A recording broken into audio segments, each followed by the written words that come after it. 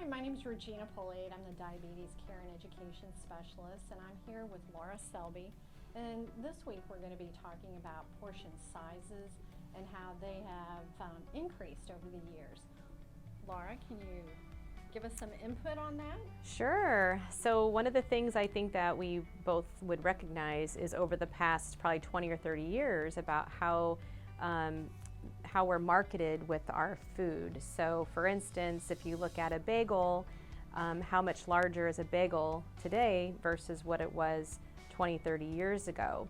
And so with the increased food portions, that is giving us more calories, more carbohydrates.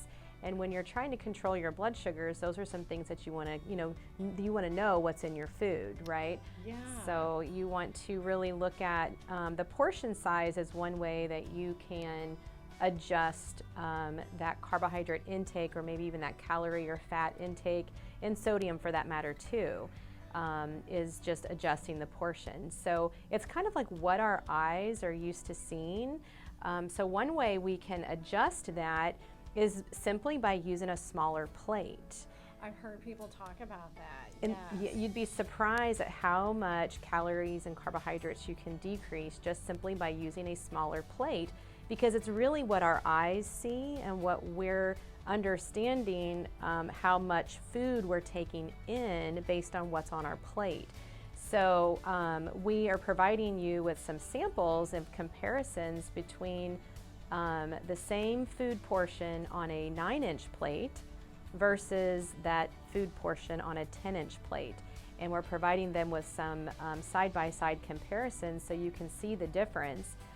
The portions that we're showing you is a 3-ounce piece of meat and a half cup of vegetables, and then a half cup of some kind of starch, which is generally the recommended portion size. But if we use it on a larger plate, you can notice. I know I'm looking at this one thinking, ooh, I can add a little bit more on this plate, where this one here looks full. Yes, and our brain plays those tricks on us, where we eat the food on the larger plate with the proper portion, let's say, and our brain actually still thinks we're hungry. So we want to give ourselves a larger portion, and we may actually go back for seconds. So this is one way that we can try to use a smaller plate to get less. Same things goes with spoons and cups and bowls as well. Okay. So we have several examples there that you can kind of see the side by side. And that's one thing we would encourage you to use is a 9-inch plate versus 10 or even 12-inch. And I have had some patients say that that's made a difference, and just them visually looking at it, feeling like, oh yeah, I've had the whole plate, I'm satisfied now. Yes. Can you tell me what this is?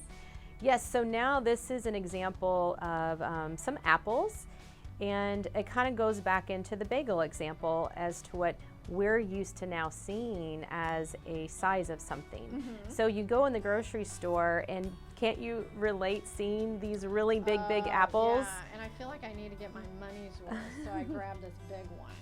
Right, but honestly, the portion size is technically like this small one. That is the average proper portion size when you look at the carbohydrate content of that apple. This one's going to have probably 15 to 20. This one may be upwards of 35 or 40. It would definitely be double. So this, usually you want to shop and have something that's more close to a tennis ball size. So that would be your point of reference for some kind of round fruit. But yes, we do feel then when you bring home these large apples, we're going to eat the whole thing, aren't we? We're not going to cut it in half and eat just half. But that would be the recommendation I would give is really just cut that in half if that's what you were to purchase. So that kind of brings in the concept of over 20 to 30 years, how our portions have changed. Everything is just oversized. And then the other thing I will say, since I have this visual present here, is the portion of meat is the size of a deck of cards.